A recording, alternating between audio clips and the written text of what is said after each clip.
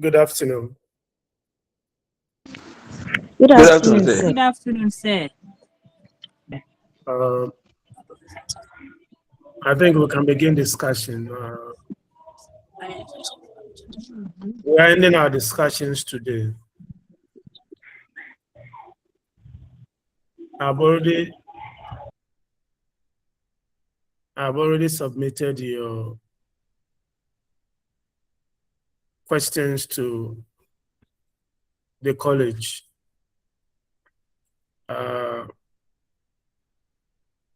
60 objective questions and then 4 questions. Well, who is shouting? You are supposed to do 2 quizzes. So you write quiz 1, which will be 20 objective questions. You write quiz 2, which is also 20 objective questions. And then you write the end of same exams, which comprise of or consist of section A and B. Section A is 20 objective questions. Section B is 4 essay questions. You will answer 2 out of the 4. So that is why I've sent 60 objective questions and 4 essay questions to the college.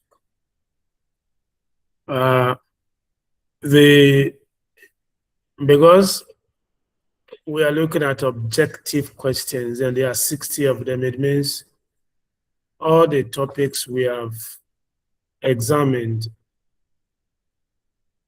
questions will come from them, from the introductory topic to today's topic that we'll be discussing. Questions will come from them. Of course, the 4 essay questions, since we discuss more than 4 topics, it means some topics, as far as the essay is concerned, will not be covered. But because of the objective, what it means is that you must apprise yourself of all the topics we have treated, because the objective questions does not discriminate, unlike the essay where there's some discrimination. So not all the topics will be treated. For the objective questions, you have to know that they will come from all the sections, all the topics that we have treated. So you can't leave out any of the topics in your preparation for the exams and for the quizzes. So that is for the exams.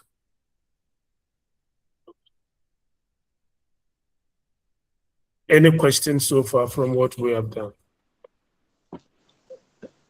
Hello, sir. Yes. Thank you. Good afternoon. Good afternoon. We are grateful that you have at least made it light to us the questions you have written and submitted. So may I gratefully ask where the first quiz starts and ends? If it starts from the meaning of comparative religion, and if it ends at the maybe sacrifice or whatever, that is what I am pleading that you tell us, so to acquaint ourselves with the reading. Thank you. Okay. I will tell you before the end of the lectures. I will look at it and tell you. Thank you, sir. I'm grateful. Okay. Yes, any other question from the discussions we have had so far? Something you don't understand, you want clarification on? Maybe I've read something you also don't understand, you want some clarification on.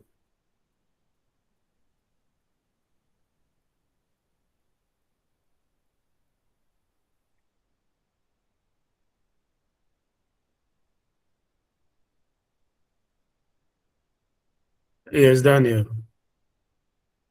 Yes, Doc. Good afternoon, Doc. Please, I would like to plead. Apparently, you were talking about something with regards to the exam, and it looks like some of us have just joined. So I don't know at the end of the lecture if you can help us get a gist of that, Doc. Thank you. No problem.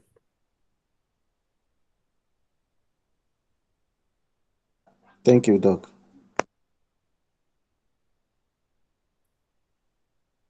Yes, any other?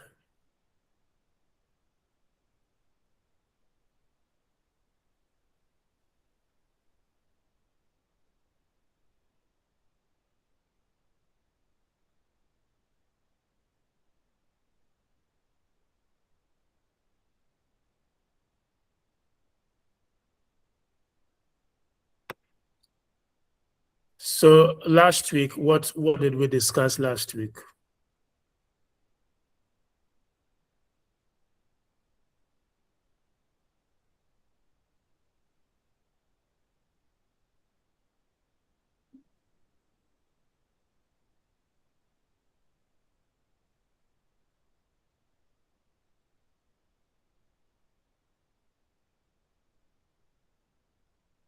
Yes.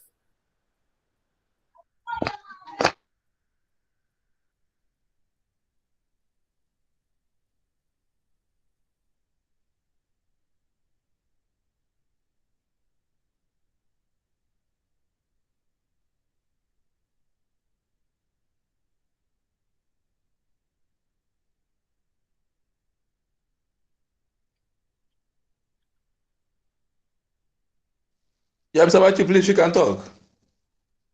Yeah, go ahead. Go ahead. Okay, good afternoon, sir.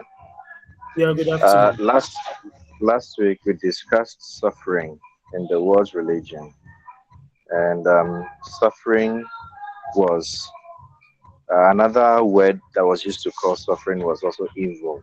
So suffering or evil was described as an unfortunate situation in the human life. We looked at two sources of suffering, which are the natural suffering or the natural evil, and we also looked at the moral evil or the moral suffering. The natural suffering are the ones that we said are natural phenomena which has no human involvement, such as flood, earthquake, famine, and the rest. And we also looked at moral evil as those caused by fellow human beings, those attributed to human beings, such as murder, stealing, torture, and the rest. And then the world religion tried to explain suffering in two ways. Sorry, in two ways, which are the rational explanation and then the practical response to suffering. The rational explanation was explained as using rational reasoning to explain why humans suffer. That is, religion helps humans to understand why suffering is part of them. And in this way, when they understand why suffering is part of humans, it will help them to cope and why they should be able to cope with suffering. The practical response which was given to suffering is rather than looking at the rational explanation, it is to provide ways and means or things to ease the burdens that the humans are facing. So the material things that can be provided to ease human suffering, that is the practical response to the suffering. And then we also looked at suffering in Christianity, and we understand that suffering is a borrowed word. Uh, is a borrowed word. And then we looked at how suffering entered the world. That we understand that suffering entered the world through sin. We looked at the word Epicurus. I don't know if I'm pronouncing it properly, which is the problem of sin. Three questions were raised from that, which is God willing but not able to end suffering? If that is the case, then it means God is impotent. Or the next question is that if God is able to end suffering but not willing, then does that mean that God is malevolent? Then, if God is both able and willing, then how come suffering entered the world? Or how come there is suffering in the world? And we looked at the theory, it was the two theories as to whether it was God or the devil who is actually ruling the world. Then we looked at some theories of dealing with evil. We looked at two theories of dealing with evil, which are the Augustine's theory and then the Irenaeus theory. Augustine's theory talked about, he said God created humans perfectly, or God created perfect human beings, but Adam fell, and when the fall of Adam led to total catastrophe, and that is the central cause of evil in the world is the misuse of free will. Humans have free will to do whatever they want, but because of their selfish desires or the misuse of this free will, that is what is leading to the suffering in this world. And the Irenaeus theory says that humans were not created perfect, but with the capacity for development or to develop and become good.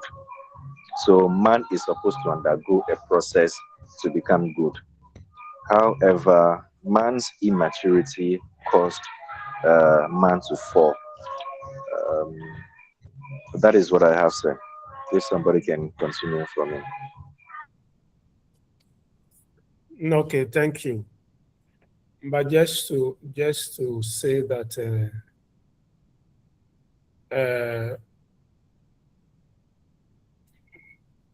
what was it called?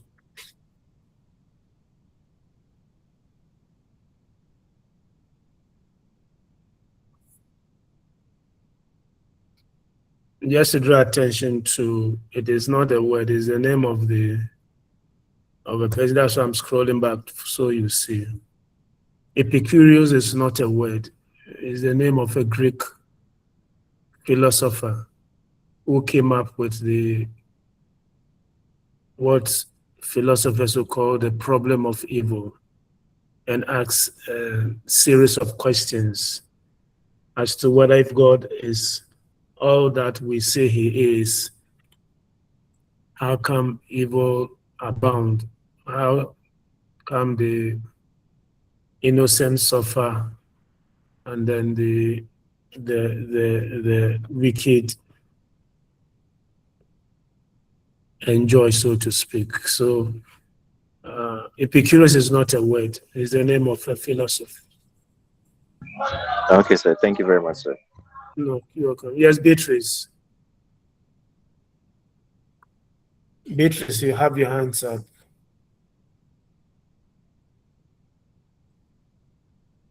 Beatrice.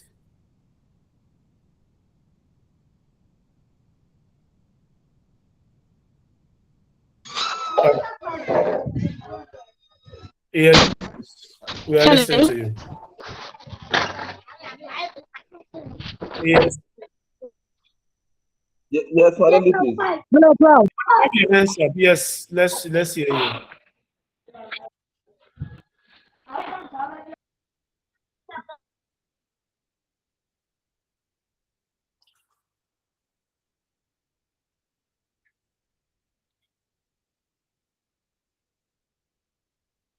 So let's go on. Like I said, today we will conclude our discussions today with the last topic we have selected for this course. We're going to look at sacrifice in the world religions. Now, in every religion or most religions, that we have in the world, the idea or the concept of sacrifice abound, we can find that subject in there. It is what it means that may differ.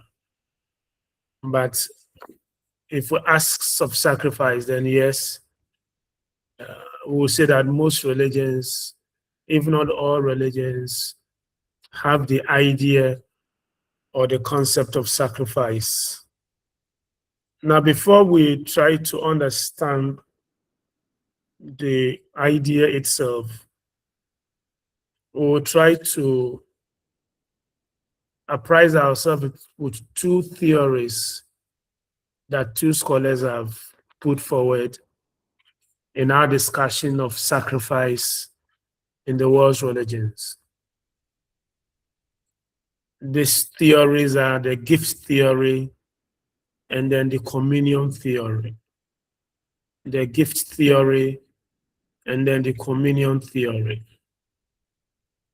Now, the gift theory is a theory that is attributed to the British anthropologist E.B. Tyler, Edward Bennett Tyler. And according to Tyler, sacrifice was originally a gift to the gods to seek their favor. And it was also to prevent the gods from punishing the people for whatever reason. And so anytime sacrifice was offered, it was a gift offered to the gods as a form of propitiation, as a form of expiatory, as a form of thanksgiving. But it was a gift given to the gods. But the second scholar, William Robertson Smith, says that the idea of sacrifice was originally an opportunity given to the believers or the worshippers to come together in a form of a communion or a communal gathering to share in a common meal.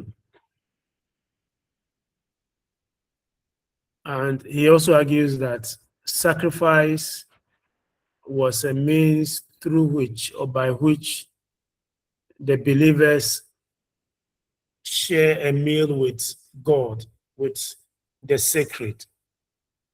And so sacrifice was only but an opportunity for the worshippers to come together and share in a communal meal. So that we'll see from these two scholars that one, sacrifice is a gift. So we offer it to the sacred. Two, sacrifice also becomes an occasion for religious people to come together to put their hands in the same bowl and eat from the same meal, or eat the same meal that is prepared for the sacred. If that is the theory, then what then is sacrifice itself? Of course, scholars have done some etymological meaning of what sacrifice is, so they try to go to the etymology of the word sacrifice, that it comes from a Latin word sacrificum,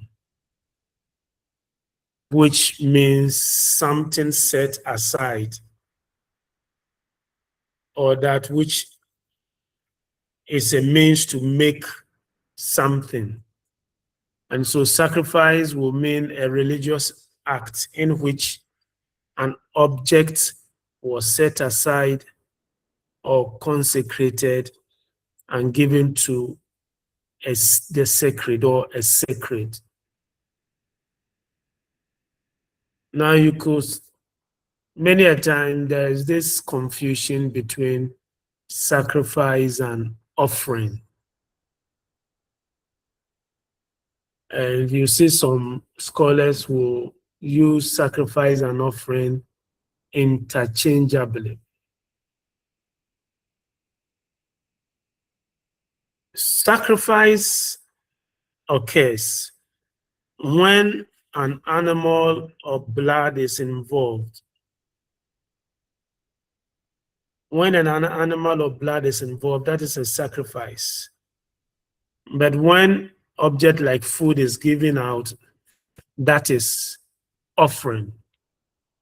And so when you read in BT, which a school of thought that I share, in BT will explain or describe or define sacrifice as the shedding of blood. And the blood being shed could be the blood of an animal, a bird, or even a human being. And in many of the world's religions, a human being has been used as a sacrifice. Animals have been used, birds have been used. But when a food item is offered, that is more of an offering than a sacrifice. Now, in sacrifice, 4 things stand out. One, there is a victim. When we say victim, we are talking about the sacrificial item. The sacrificial item. So it could be a human being, like I said, or it could be an animal. 2, there is consecration. So because the sacred is holy, whatever will be given to the sacred must be clean, must be consecrated. Another idea that emerges when sacrifice is analyzed is that there is a surrender or relinquishing. In other words, you give up something. So the life of the animal is given up. And then the 4th idea that comes out is that there is a motive behind sacrifice. So why is sacrifice being offered? Why is sacrifice being offered? So in this slide, I try to explain what are those 4. First Samuel, Second Samuel. The 4 ideas that emerges when sacrifice is offered. Now, in the following slides, we're going to discuss sacrifice in some of the world's religions. So we're going to use African traditional religion. We'll use Christianity. We'll use Islam. Yeah. So we are selecting these 3 religions as examples of the world's religions and how sacrifice functions or plays out among them. Now, if we take the African traditional religion, sacrifice, like I said, involves the shedding of blood. And like I've said, the bloodshed can be of an animal or a human being. Now, let me make this point. Of course, human sacrifice, as the literature will describe it, It's not a ritual murder. It's completely different from ritual murder. It is not sikidru. No. In the indigenous African religion, of course, in contemporary African society, the idea of human sacrifice really is not prominent again because of the change because of social change, because of the influence of Christianity, to a large extent, Islam to some extent, and also because of influence of modernity. Now you realize that there's the modern state, and so laws, constitution is not the supreme law of the land. Customary laws are recognized, but they are no longer the supreme law of the land. Many years back, when there was a need for human sacrifice to be made, it was made. Depending on the severity of the offense, a human sacrifice may be required. If you know your history of the Fanti and their migration from Techiman to their current abode, history tells us that when they got to Mankasim, before they dispersed, they had some challenges, some strange diseases, some ailments, deaths occurred, and what have you. So when they made the inquiry, it was told them that a human sacrifice will have to be offered to abate the challenge they were facing. If you did RMA, which I believe most of you, if not all of you, will have done,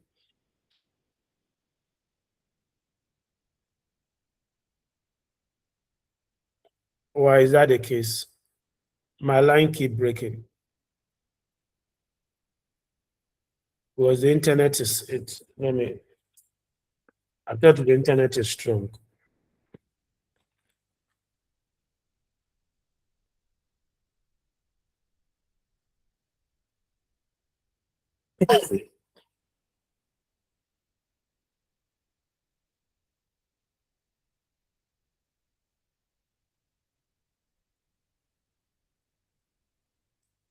Okay. When and you know, if you remember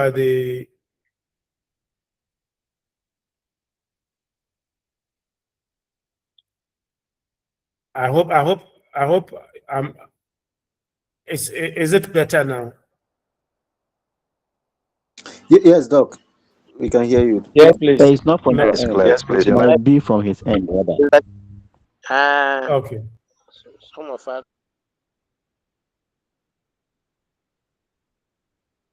Okay. And you know, the Fanti, per history, were led by their chief priest together with the other leaders. And the chief priest was called Ejahor. So when the issues happened, Ejahor has to consult the divine, the sacred, the ancestors, the gods. And he was told that the challenges they were going through will stop if only a human sacrifice was offered. Now, who was going to be offered as a sacrifice? Ejahor volunteered that he was going to offer himself as a sacrificial lamb. And when, according to history, he was sacrificed, the pestilence, the diseases, the challenges that led to unexplained death and calamity all stopped.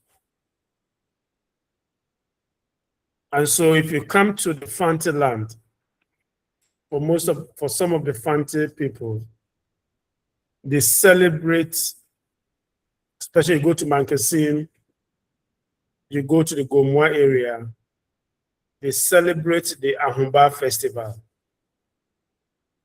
The Ahumba festival is a festival celebrated in memory of the sacrifice of Ejahor.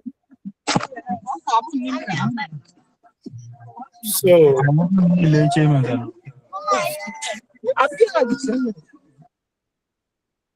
sacrifice is known in indigenous religion.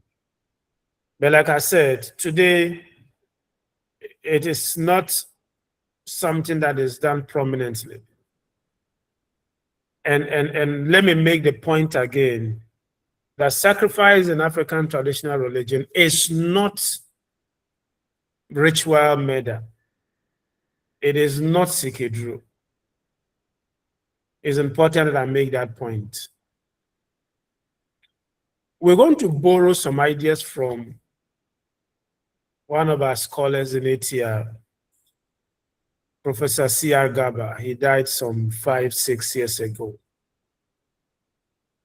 I mean, he was a professor in my department, became and even a dean of the Faculty of Arts.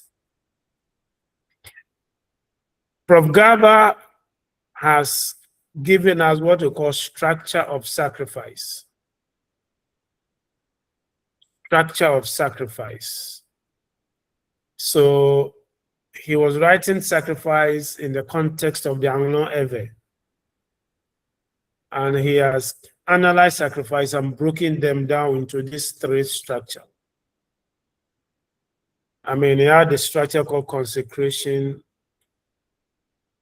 there's identification, and then lastly, there's immolation.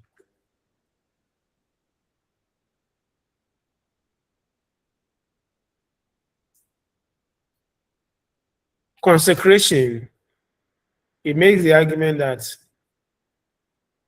as far as Africans are concerned, the recipient of sacrifice, in this instance, the sacred, is holy.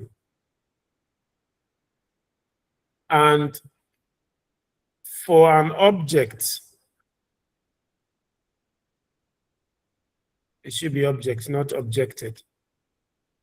For an object of sacrifice,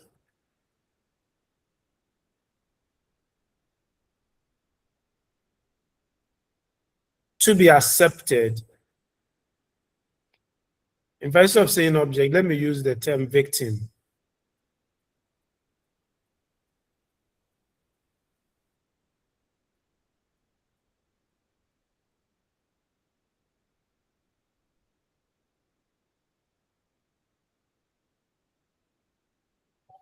For a victim of sacrifice to be accepted, it must be sanctified.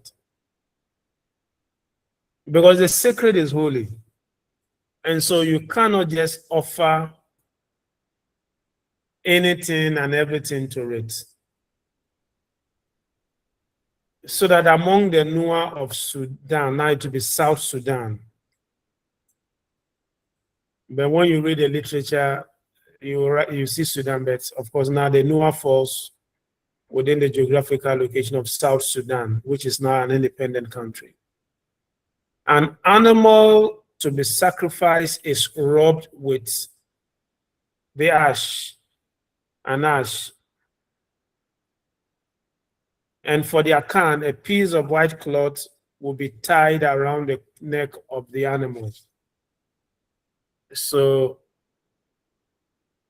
when you see that sign, then it means that animal has been consecrated to be offered as a sacrifice for the sacred. Then he talks about identification. The person who intends to offer the sacrifice must identify himself or herself with the victim before it is offered.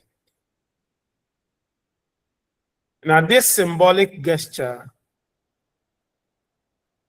helps to create a link between the offerer and then the victim.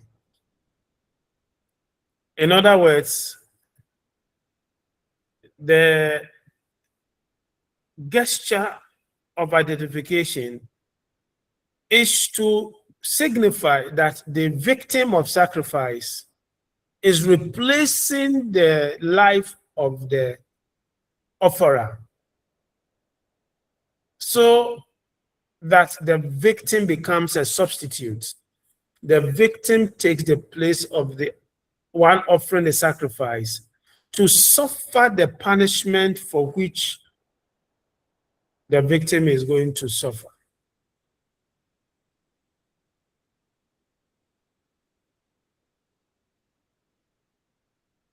Now, we make the argument that this act of identification will differ from community to community. So that when you take the main day of Sierra Leone, the offerer will lay his or her hand on the victim. Among the Yoruba of Nigeria,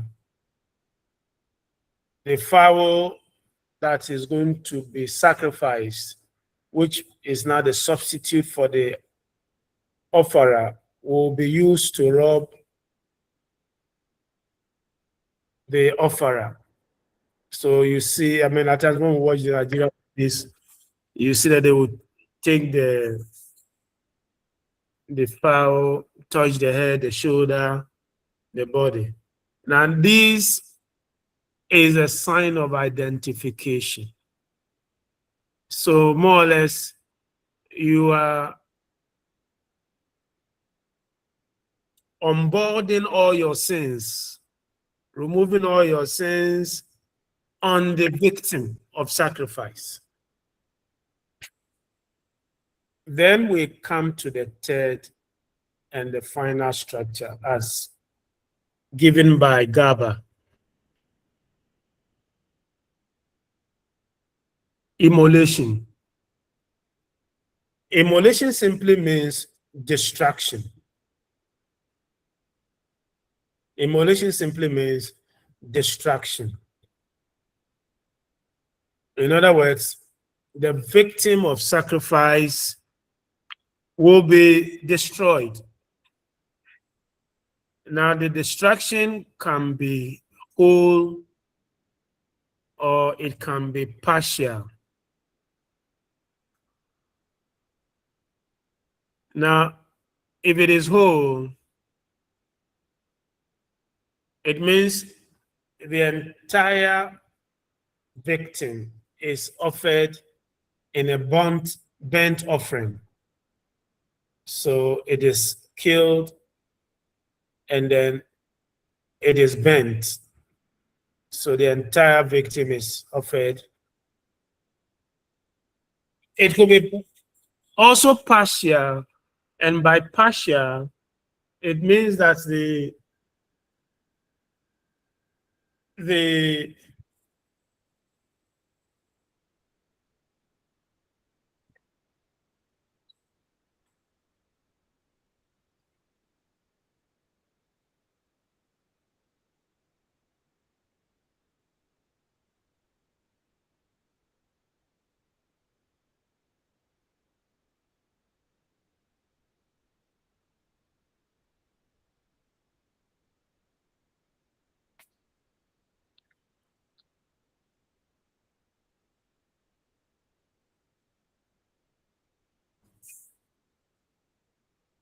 It means the victim of sacrifice, after immolation, part of it is taken and used to prepare a ritual meal for the sacred, and the remainder of the victim is then shared among the the officials who may be present.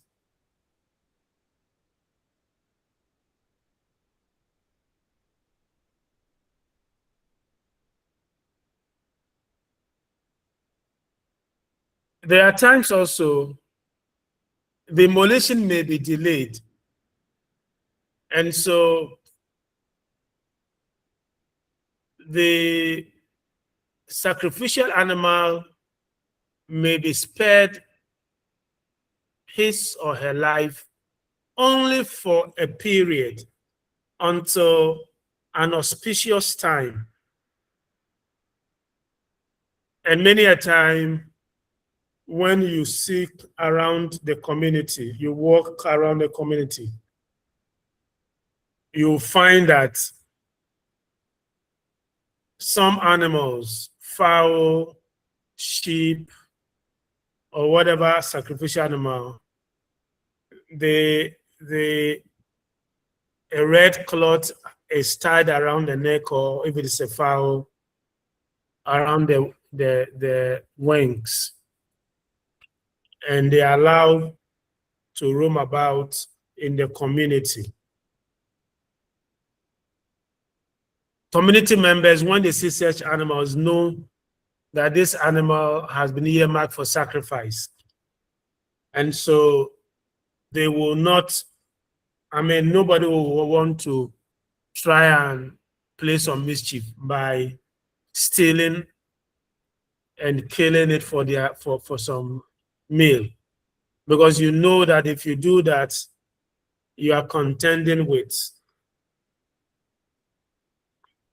the sacred, since that animal has been set aside for a sacrifice at an appointed time. And so that is the structure as given by GABA. When we analyze ATR, and if you have done ATR, I want to have you done ATR as a subject? Yes, sir. Who taught you that No, course? sir. No, Doc, we have not done. You haven't done ATR. We haven't Religion done major, it, Doc. religion major. Major, we have done it. Those who are offering major, we've done it. Okay, It's only the minor. okay. Who taught you ATR? Okay, some of our who are doing as minor, we have not done it. Yeah, those of you who did it, who taught it?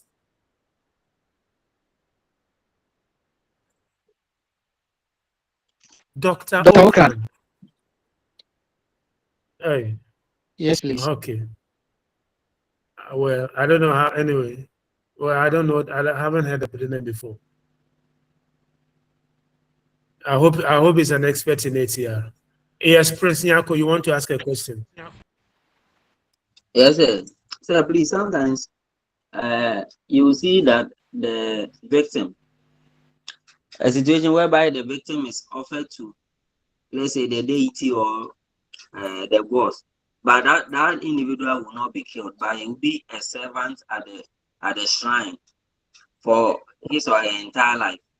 In that instance, do we say that type of is that a sacrifice or is an offer that they have offered the deity?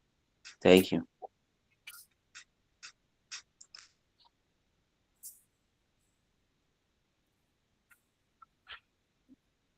Hello, sir. Yeah, I'm here. I had your question. I was just shutting my windows because I put on the AC. Well, what you are talking about is really not sacrifice in the true sense of it. What you are talking about is more of some indigenous practices. For example, among the Ewe and some part of the Gadangbe, there is the practice that is called Trokoshi. Trokoshi are supposed to be, the word is Vestal, I want to believe, Vestal virgins who are offered to the deities as an atonement for the sin of a family member. And so when a family member commits a sin against the gods, that family member is required to take a virgin from his family to the shrine to serve as an atonement for the sin he would have committed. That is really not sacrifice in the context of sacrifice. That is not sacrifice. So that is more of atoning for a sin, and the ritual of atonement required that you will send a young virgin there, and many of them spend all their life in the shrine, and they become the wives of the shrine, and the priest can have sexual access to them and all manner of things. Of course, today there's the fight to try to, of course, we've had what we call liberation of Trokoshi. Some people want to use the term slaves, even though the proponent of that ritual believe that they are not slaves in the context of slaves. So that is not really a sacrifice, so to speak. Friends, I hope I'm clear. Hello, sir. Yeah, yes, sir, but as you explained, you said that they use it as an atonement of sin. So I thought when you were explaining sacrifice, you said that with the sacrifice they offer the deity so that the deity can take away some calamities and all those things. So if there is let's say if there is a huge sin or a huge sin in the community, they offer the sacrifice so that there will not be calamities on the community. So is it not similar to this? No, it is not. It is not. Trokoshi is not sacrifice. I have made a point that sacrifice will entail the shedding of blood. No, Trokoshi is killed. Trokoshi is not killed. Okay. They are not killed. Yeah. All right. Thank you, sir. Yes, Thomas. Yes, Prof. Yes. Please, Prof, I want to find out with regards to the immolation. Is it specific to animals or sometimes they do use human beings?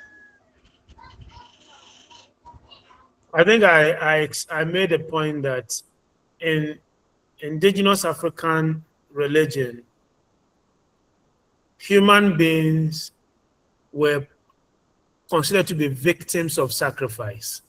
But I've made a point that the sacrifice of a human being is not ritual murder. I want to make that point clear.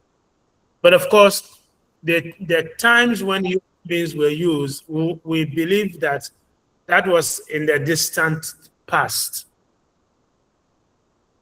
Today, you wouldn't find any indigenous society where if sacrifice is to be made, they will use a human being. If they are going to do it, then obviously it will not be done openly. It will not be done openly. If you read, I think it's the history of, is it Methodist? The history of Methodists. So there's this missionary who, the name always escaped me, who wrote about, he was in Kumasi at the point of time he was detained, and he wrote about, is it Ojura or Adai Festival? And you know, the chiefs will go to the storerooms and offer sacrifice. And he narrates a story, whether it is true or not, I can't tell. But he narrates a story where, as the chiefs move from, and you know, the Asante storerooms, because of the many chiefs, they will have many rooms that serve as storerooms. And as they move from one room to the other, propitiating the stools, they will drag along slaves who have been caught in wars, and they sacrifice them to the stools. That is what he narrates. As to whether it is true or not, I can't tell. But I can say for a fact that human sacrifice was carried out among indigenous African societies. Today, things will have changed. And I gave the example of Ejahor, when the Fantis migrated from Techiman, they got to Mankesin, they suffered some pestilence, they were unexplained deaths. He went to consult, he was the chief priest, and the response was that there should be a sacrifice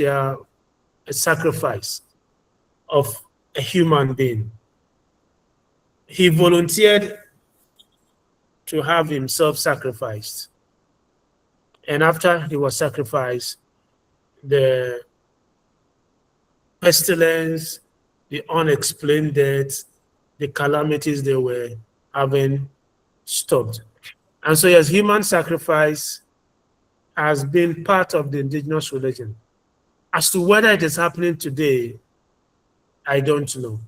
Even if it is happening, then it will be on the blind side of all of us.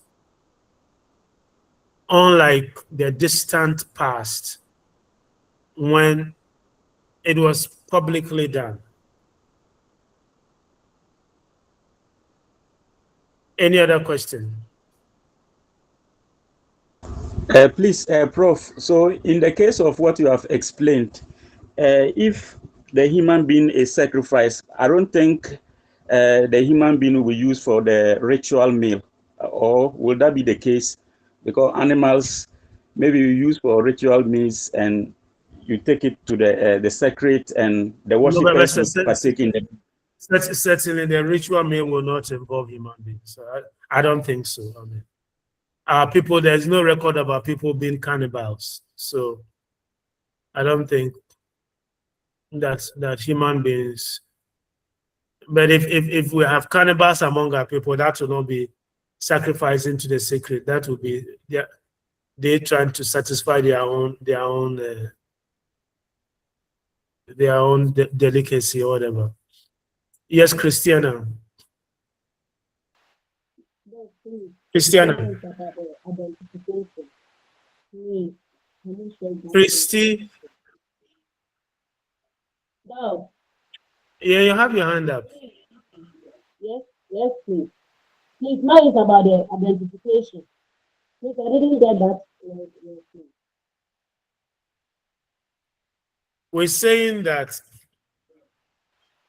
the victim of sacrifice, before it is destroyed, immolated, killed, offered,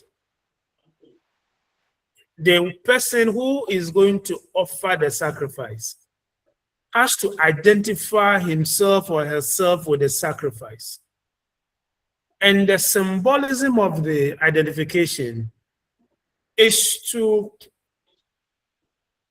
replace yourself with the victim, so that the victim now takes your place. You should have suffered the consequences of, and let me also say that when you analyze Garber's structure, he used it in the context of expiatory or purificatory sacrifice. We'll come to look at the types and I'll talk about it as well. So I'll leave it here. And so the sin is such that you must suffer the consequences, which could even be death or something serious. So the animal now takes your place and suffer the penalty for which you will have suffered. That is the identification. I don't know whether I've explained it well again. Thank you, Dad. Okay. So now let's look at types of sacrifice. In ATR, there are types, and the types normally will also inform the meaning. So there's the propitiatory sacrifice. This is a sacrifice that is offered to appease, to plead, to assuage the anger of the sacred. So the sacred is angry because we have neglected on our ritual duties, we have neglected on certain things. So the sacred is angry and is punishing us. We offer this type of sacrifice to assuage the anger. Then there's the substitutionary sacrifice, which is close to what I've just talked about. Then there is what we call votive sacrifice. Now, a votive sacrifice is the type of sacrifice that is offered after a promise has been fulfilled. So in votive sacrifice, you go into some bargain, so to speak, with the sacred. God or Mawu or Onyankopon or Olodumare. I'm just using the names some African call God. If you do this for me, I will offer this to you.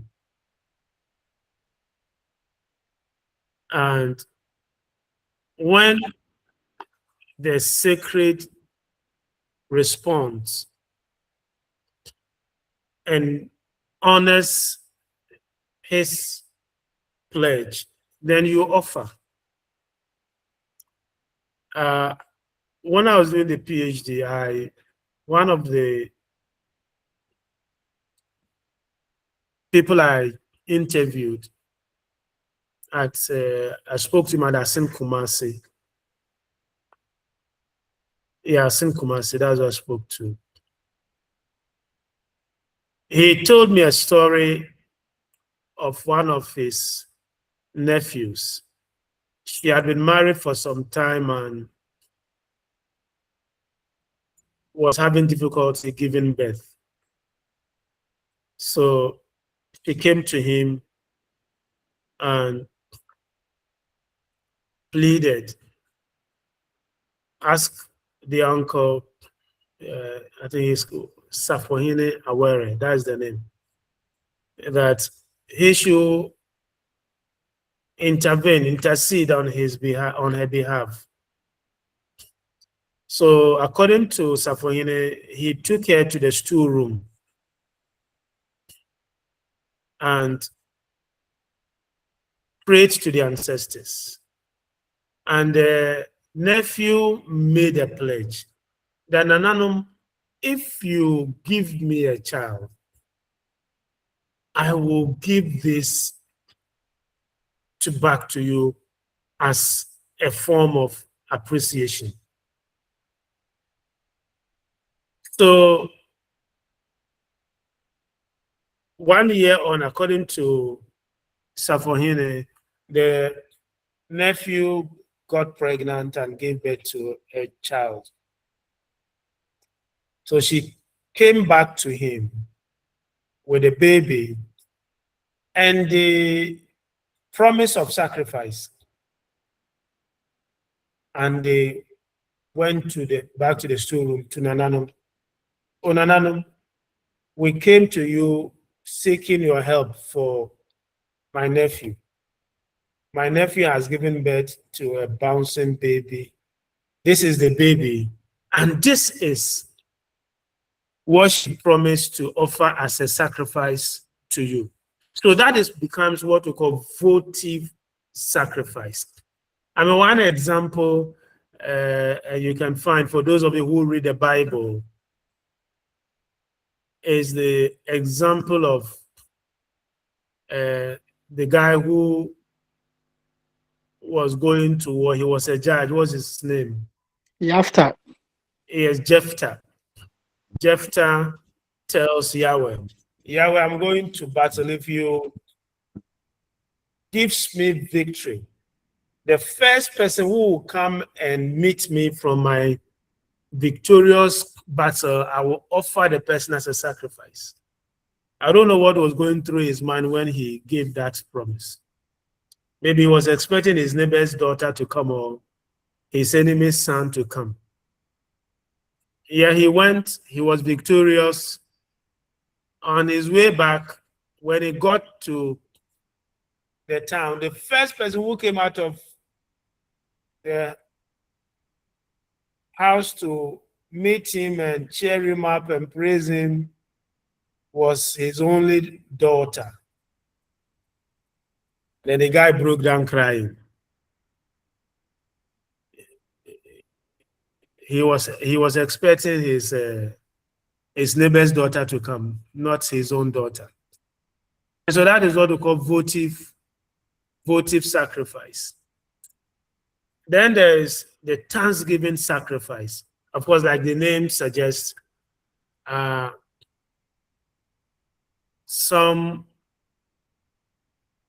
sacred has been grateful to you. The year has ended. No death, no serious thing happening. You found yourself in some challenge. You prayed to the sacred came to your rescue. And so you are grateful. So you offer a sacrifice of thanksgiving. Then there is the expiatory sacrifice, which is also known as purificatory sacrifice.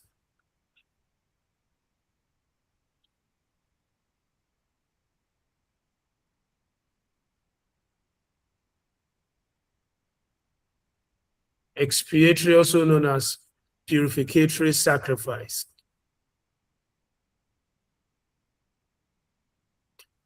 This is normally the sacrifice that is offered when sin is committed.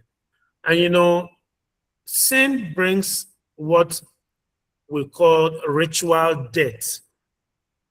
Ritual death, ifi. So you become ritually unclean, ritually dirty. And the moment you become ritually dirty, it means you can't have access to the sacred because the sacred is holy. So for you to now have access to the sacred, you must ritually cleanse yourself. And to do so, you must offer the type of sacrifice called expiatory sacrifice or purificatory sacrifice. So there are times one certain sin is is committed, you see, the elders will impose on the one who has committed a sin certain fines, and among the fines are animal fine, sheep. You have been fined, say, 4 sheep, which will be used to offer expiatory sacrifice. You know, among their kind, customarily, a chief is not supposed to come into contact with a dead body. If the chief comes into contact with a dead body, he will be deemed to be become ritually unclean. And so an expiatory sacrifice will have to be performed.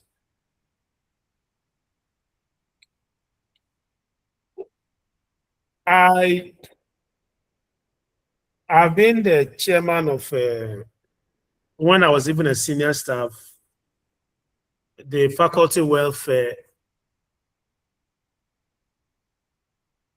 and one of the members lost the father. It was the Busiapane of the community in Kamfua community in Cape Coast. So I attended that funeral. The father was laid in state in a room. It was not in public, in the open public, but it was in a room. So if you wanted to go and pay your last homage, you go into the room and then you do that. Now the chief, I don't know whether he's still the chief, but the chief then of Nkamfua, did some long time ago, sure more than 10 years now, went in to pay his homage to his Ebusiapane who had passed. Now, when they went in, I saw that a sheep had been brought to the funeral ground. And I was sitting with the son of the old man who had passed. Now, the moment the chief and his elders came out of the room, immediately they came out. The sheep that was brought was slaughtered, immolated. And then I saw the chief dip his finger in the blood of the slain animal and touched his toe with it. But even though I knew what he was doing, I mean, as a student of religion and as a scholar in ATR, I have read, I know this. You know, in using epochy and a dead take, it will tell you that even if you know, you should assume, epochy will say, assume you don't know. So I asked the gentleman, why did the chief dip his finger in the blood and touch his toe? Then he explained to me what I've just talked about, the chief becoming ritually dirty because he has come into contact with a dead body. I'm sure some of you have heard stories where the unfortunate incident of incest is reported in a community. If it comes to the knowledge of the elders, they find a man heavy. They find him with sheep. Because if you've committed incest, you have not only brought death to your body, you have also brought ritual death to the community. And if that death is not cleansed through the performance of expiatory sacrifice, the ancestors and the gods can severely punish the people. Then we have preventive sacrifice. As the name implies, it is a sacrifice that is offered in the bid to prevent the occurrence of an evil.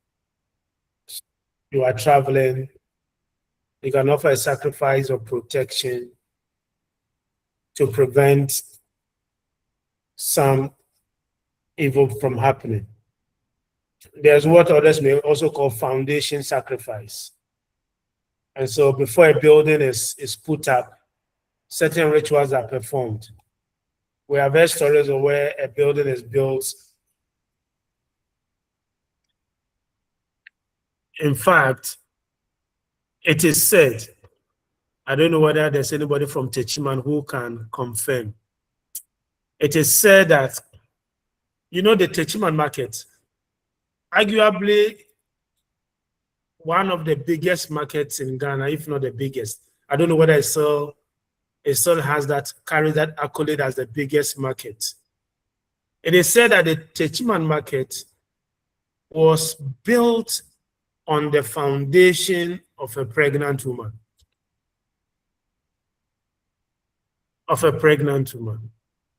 And for those who have eyes to see, on a Techiman market day, they will see this woman standing on the outskirts of the market, calling buyers to come.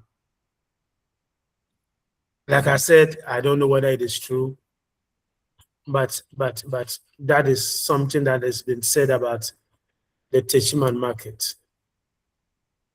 Yes, Bismarck, your hand is up. Okay, sir. Thank you very much, Doctor. Please, I wanted to find out about the two things. The first one is we are told by the Bible that Jesus Christ was a sacrifice. So, please, what type of sacrifice is that one? And number two, when you give money as a sacrifice, how can you term it? Okay, thank you very much. Well, we'll come to comparative and then we'll see the Jesus one. But I can say that was an expiatory, purificatory sacrifice. The sacrifice of Jesus is an expiatory sacrifice. When you give money to somebody, I mean, that is an offering. It's not a sacrifice. We can't call that sacrifice. It's a form of offering. Okay, sir. Okay, Yeah, so so are we here like in churches? You see, yeah, for you. For a boy sacrifice. So what people normally do is that they are encouraged to bring some amount of money. So that's why I'm trying to ask of it. No, but that's what I'm saying. When we give food items, money, even our own service, is it when we are using terms, we use terms in context. Somebody can tell you that I have sacrificed my time for you. I have sacrificed my energy for you. I mean, you know, when it comes to matters of relationships, many a time, many men are very, very selfish. Some women also. And so the woman will tell you that I have sacrificed all my time and energy. In fact, I even disobeyed my parents.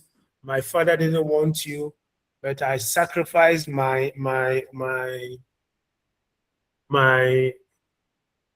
family relationship just to be with you. And now you have put me in what they will call no parking. I mean, the same with men. I've sacrificed, I've taken you to school, and now you say that I'm not good for you. So using sacrifice in those contexts is different from the context in which I am using sacrifice. I'm saying that in the context we are using sacrifice, it means the shedding of blood. In the context of using offering, it means giving something aside the shedding of blood. And so you can offer your time, you can offer your resources, you can offer food. That is an offering in the context you are discussing. But the moment the shedding of blood comes in, then that is sacrifice. I mean, when we take Islam, for example, Islam, when you give freely from your free will, Islam will call it sadaqah. But when you give according to the pillar of Islam, which is zakat, that is compulsion. Compulsion in the sense that Islam says, when you have resources, if you have money, you are under every obligation to give part of that to the poor and needy. But if you are walking on the street and then somebody comes to you, oh, I have not eaten the whole day, can you give me something to eat? If you have, and you dip your hand in your pocket or wallet or whatever, and you take some money and give to the person, Islam will not describe that as sadaqah. Sorry, as zakat. Islam will call that sadaqah. That is free will. That is voluntary. It is not obligatory.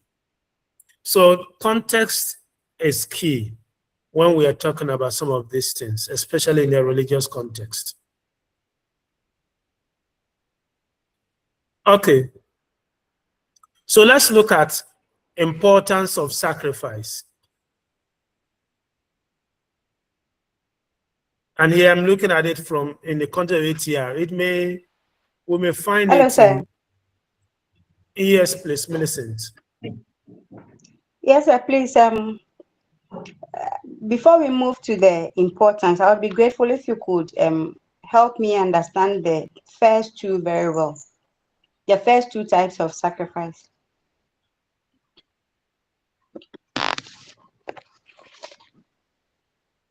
Thank you. Propitiatory. I said that to propitiate is to offer a sacrifice as a form of pleading, appeasing, to assuage. The word assuage means to try to plead with somebody who is very angry so that the anger will cool down. Like we say, have mercy. For the person to have mercy on you. So you are propitiating. So a sacrifice like that may be offered not because a sin has been committed. It will be because a religious obligation has been neglected. So for example, on Adai Day, today is Sunday. I don't know the calculations. But if today, for example, is Akwesidai, it means the elders will have to go into the storeroom and offer the ritual of sacrifice, feed the stools, offer them food, offer them water. If the chief and the elders neglect on this important ritual, it is believed that the ancestors can get angry and inflict on the people some punishment. Then before you know, there are unexplained occurrences, sicknesses, death. When it comes to the attention of the people, they will offer a sacrifice. Oh, Nananum, please forgive us. We don't have explanation. Just forgive us. We will go back and make amends. So it is a sacrifice to plead, to tell them to temper justice with mercy, as we say. Then the substitutionary, like I said when I was explaining the structure of sacrifice, the substitutionary is where the victim of sacrifice is offered in your place. So a sin has been committed, for example. You are supposed to be punished. The victim becomes a substitute for you and get punished in your place. So, for example, when you read a Christian theological, we'll come to Christianity, which we should come before we conclude. We'll come and use the term substitutionary sacrifice in that context. Maybe we will have a better understanding as well. But propitiatory is to assuage the anger of the gods, the sacred, the ancestors, ultimately the supreme being. And substitutionary is where the victim takes the place of the sinner, so to speak, or the perpetrator, or the community. At times, it's the whole community. I mean, there's a community in Nigeria many years back, this story was told, where at the end of the year, a sacrificial animal is brought. And it is said that every member of the community, you know, those days, the communities are not as big as they are today. So members of the community, everybody will come and confess their sin on the animal. After they have confessed their sin on the animal, the priest will utter what we call ritual utterances, ritual words. And the animal will be released. It is believed that the animal takes away the sins of the community. And the members, I don't know whether it become free of the guilt of the sins they have committed. Because the animal has become a substitute for them, is carrying their sins and takes it away. The following year, they will come back again and do the same thing. Yes, Amwakun. Millicent, I don't know if I explained myself to you well. Yes, Doc. Very grateful, sir. Okay. Yes, Amwakun.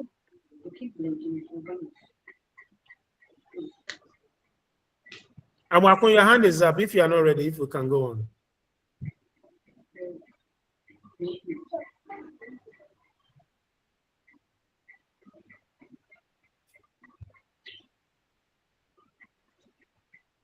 Okay, so Millicent, your mic is still on. Let's look at the importance of sacrifice. We say one, it ensures vertical and horizontal integration. So Thank you very vertically, much, Prof. So this means that the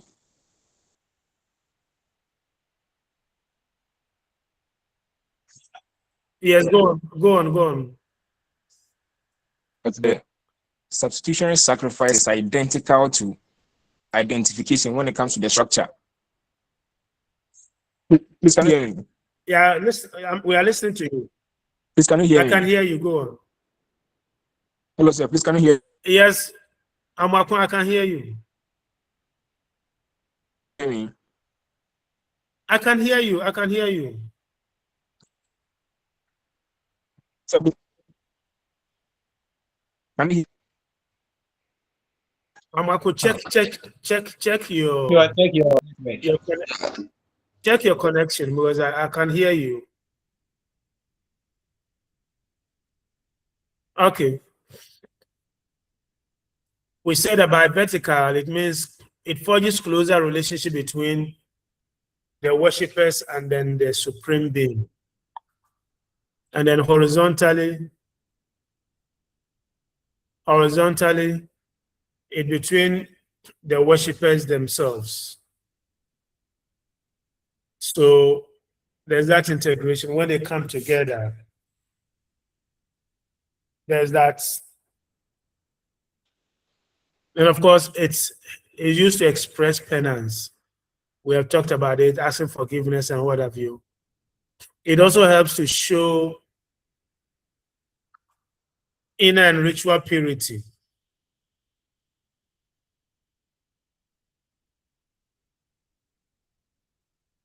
Since the supernatural is holy, sacrifice is used as a means to prepare the offerer to be holy so that he or she can partake in a ritual of worship. And also, it reveals how Africans see life. Now, because of the importance Africans attach to life, sacrifice is always normally performed as a means to protect life at all costs. Of course, we can see other importance through the types of sacrifice. Let's move to Islam. I think we'll have some 6 more slides, then we'll be ending the discussions. In Islam, sacrifice serves as a tangible expression of devotion and submission to the will of Allah. We say that it encapsulates the essence of faith, underscoring Prophet Ibrahim's unwavering obedience to Allah, even when faced with the most challenging test of sacrificing his beloved son. Now, let me make this point. You see, in Islam, sacrifice is not a pillar. You know, there's what we call the 5 pillars of Islam. And when you look at the 5 pillars, sacrifice is not one of them. It's not one of them. So it is not to say that sacrifice is not important in Islam. Just last Wednesday, we celebrated Eid al-Adha. Eid al-Adha is the Islamic festival of sacrifice. It is a sacrifice that is performed to remember the near sacrifice of Ishmael by his father Ibrahim. Of course, the Bible version says Abraham and Isaac. The Islamic version says Ibrahim and Ishmael. Now, sacrifice in Islam takes different forms. During the Islamic festival of Eid al-Adha, there's what they call the sacrifice called Qurbani. And then there is this practice of akika, which is offered after the birth of a child. They are important as far as the Islam is concerned. Like I said, Kubani is offered during the Islamic festival of Eid al-Adha.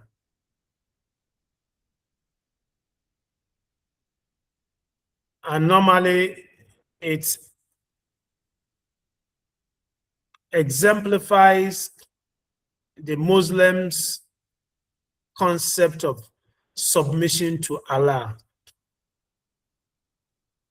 So in Islam, Eid al-Adha is a sacrifice that tells about how Muslims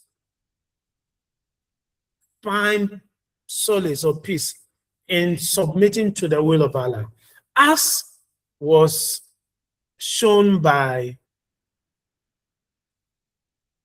Ibrahim, or Abraham as the Judeo-Christian Bible will call.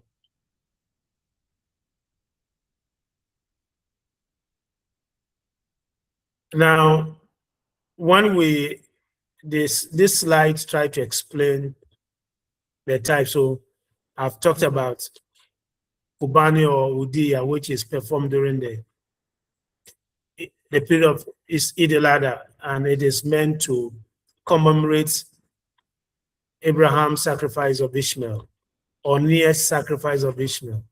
Then there's Akika. When a Muslim gives birth, this sacrifice is performed.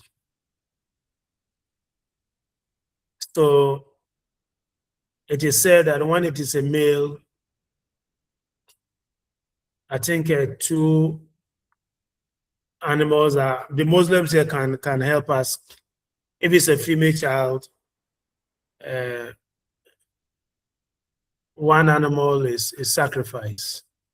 In fact, when you read the literature, they say that the hair of the baby will be shaved and it is weighed, and then the weight is used as the weight of the sacrifice.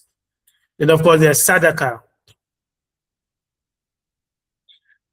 Sadaqah is a form of, I don't know why this we'll call this sacrifice though, but it's more of an offering than sacrifice. Then there's what they call the nahir.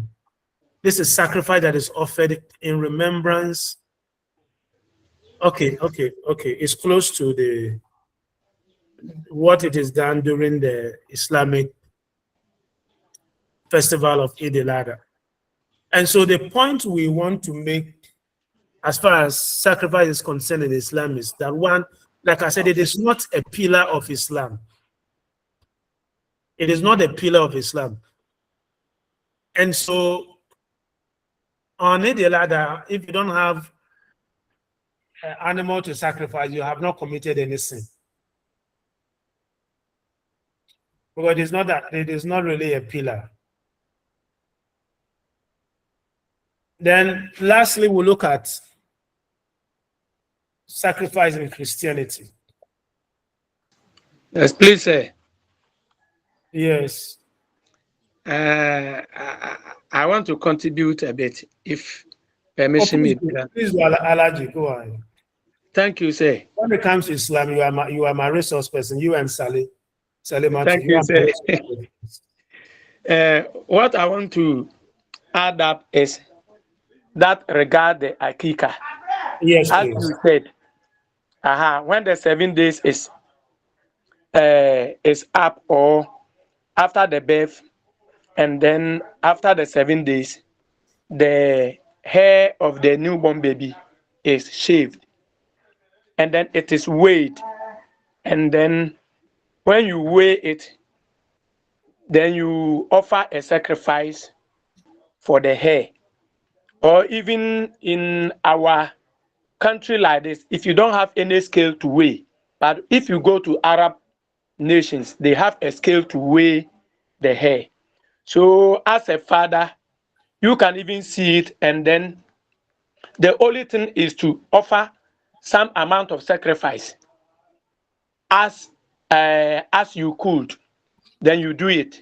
So if a Muslim shaves the newborn baby's hair without paying some amount of money in the form of other financial sacrifice, it means he or the father has deviated from what has been directed by the Holy Prophet of Islam.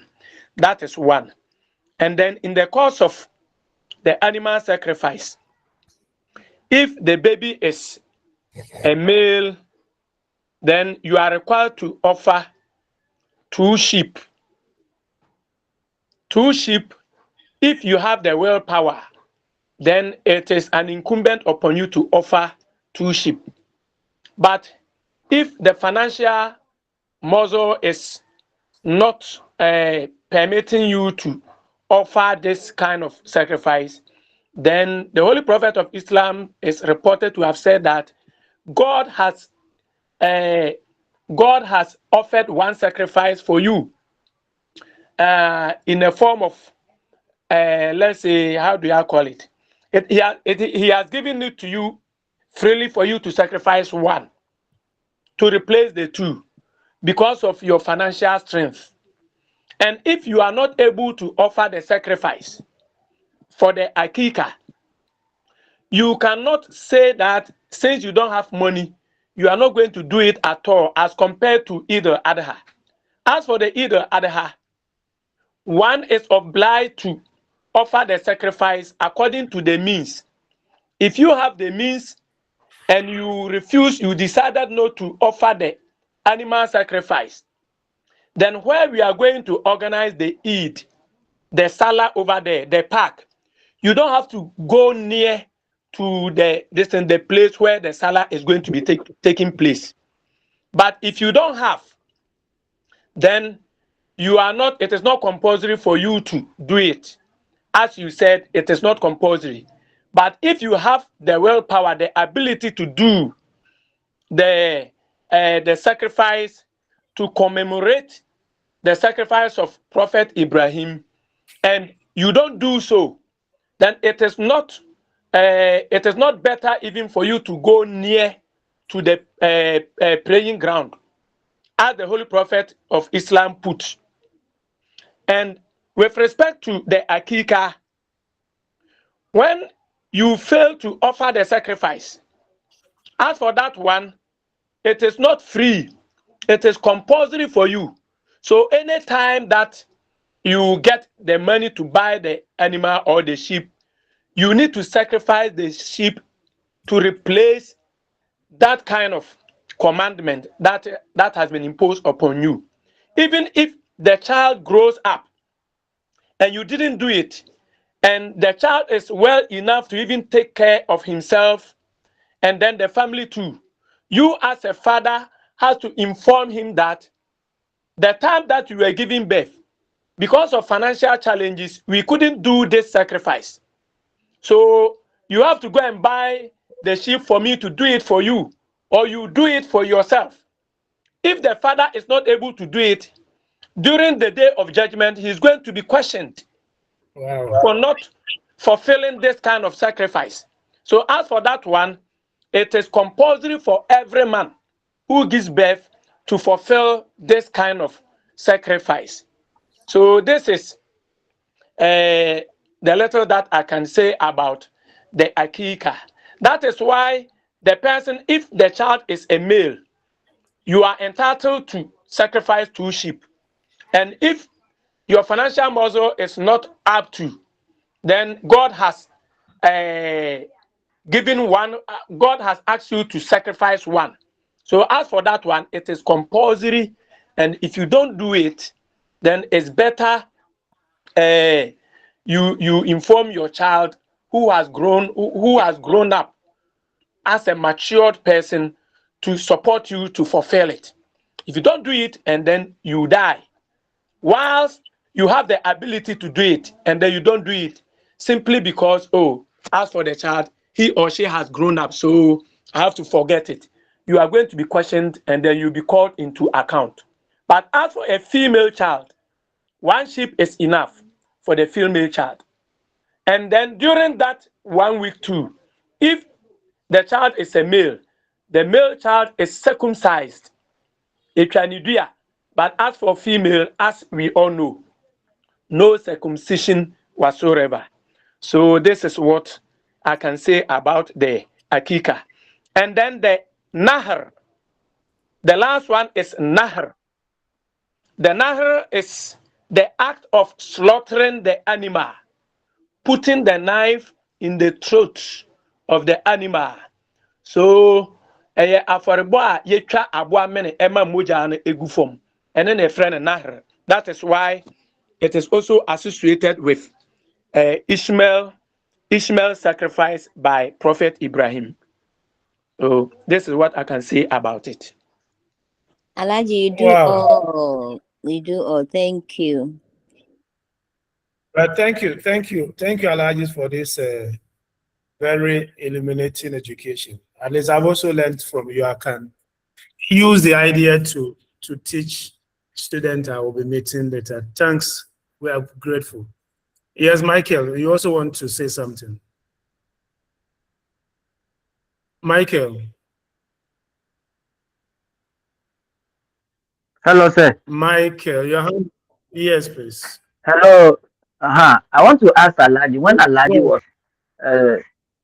was speaking, he made mention of something that when the child is a male, it's the responsibility of the father to sacrifice 2 sheep.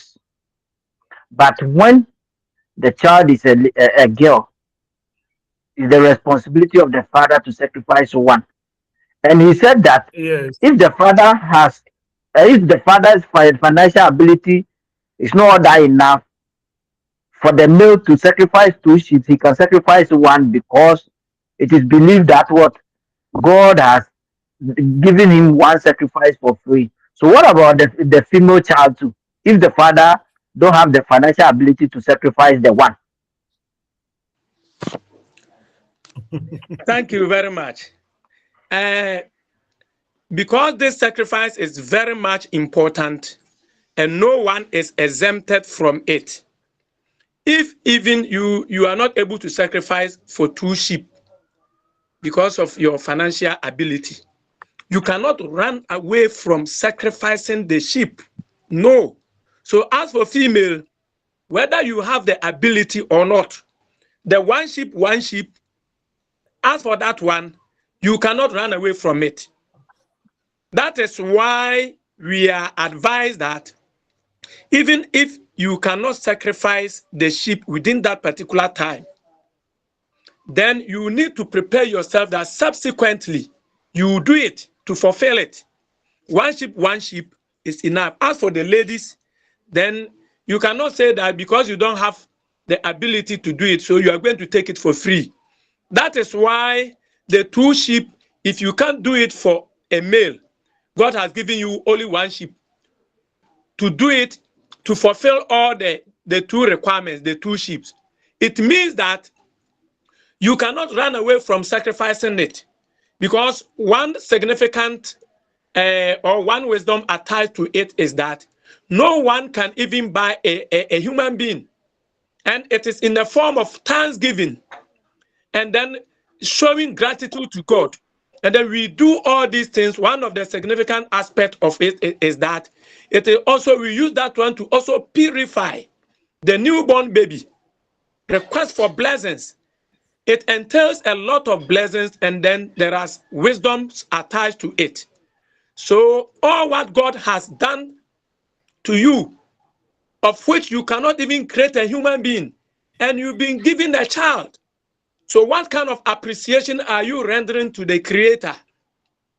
So in Islam or in Quran, Allah says something that in the Holy Quran, that if Allah gives you anything and then you don't show appreciation to him, it means whatever he has even given to you, he will even collect it and punish you again.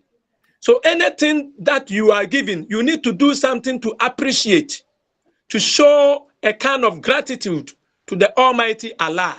So as for the ladies or the female child or a male child, no one is exempted from it. So one sheep, you cannot run away from it. That is why God didn't say that if it is a female child and you are not able to do it. One sheep for female child, one sheep for male child, they are equal. So you cannot run away from it.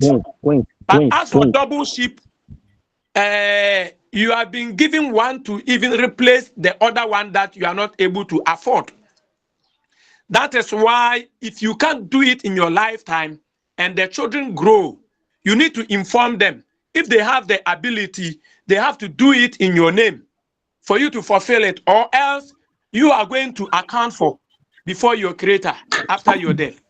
Thank you. I like the twins. I like what about twins? I like the twins. If they are twins, and then you are going to do it for them because you have been given two, you have even you have what? Triggered a gun, and then you have using one bullet to kill two animals. So these two animals that has been given to you, if they are twins and then they are male twins, it means you are going to offer 4 sheep. So if you can't offer them, if you have the ability, the willpower, you need to do it. If you don't do it, then it is also a question for you. Let's say somebody who is considered to be loaded, financially more loaded, and then you can do it. Even you can buy what we call it, a cow, but we don't use a cow for akika, only sheep.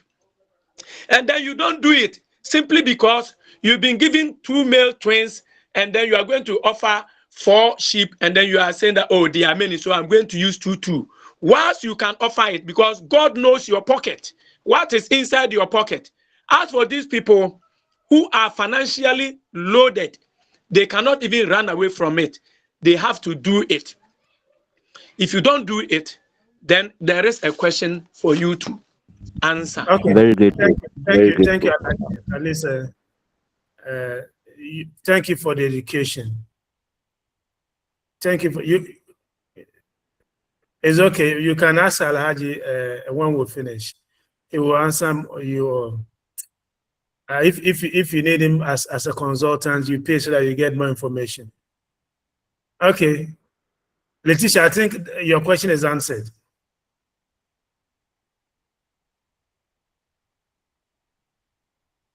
Peace, I think Alhaji has answered it. If your father couldn't provide, when you grew up, you help your father provide the sheep for the sacrifice. While you want to say something in addition, or you're okay? Yes, sir. Yes. Yes, sir. Yes. It's concerning the Akita. Yeah.